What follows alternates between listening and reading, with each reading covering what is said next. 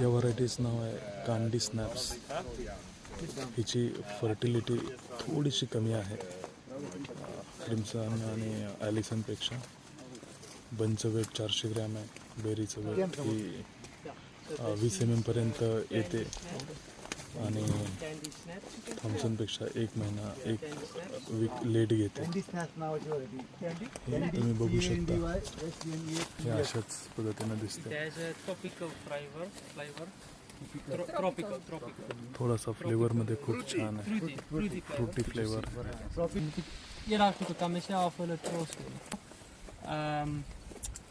You can say further. Let me get my notes. No, just 100%, 100%, 200%. No, you can compare with the This Allison. one is one. So 100% fertile. Yeah. एका काडीला एक घडी येऊ शकतो हिला. 1 point per case. 0.9 you said that. yeah, 0.9 or counting. I got And that one. then timing in comparison to Allison? A little bit earlier, ne, JT? 2 weeks. ॲलिसन पेक्षा 2 आठवडे लवकर येणारी व्हरायटी आहे. Good flavour. Oh my god, very So beautiful. these two are the control vines. I think we're done. This two, दुसरं झाड आहे त्याला फक्त घड शॉर्ट केलेले आहेत. आणि तिसरं झाड आहे त्याला 1 ppm चा थिनिंगला स्प्रे दिलेला आहे. याला. then the sizing was a 10 ppm jip at 6 to 8 millimeters. जो फ्लेवर आहे सायझिंग साठी 10 ppm आहे 6 ते 8 mm ला दिलेला आहे.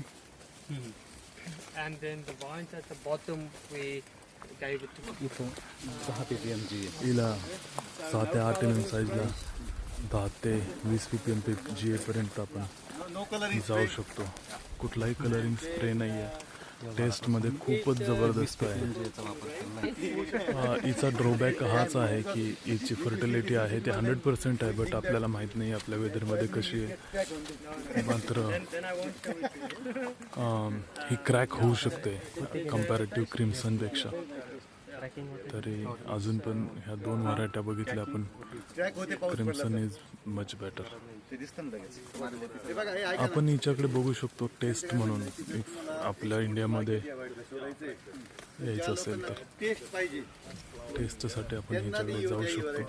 But for the Indian growers I will not recommended.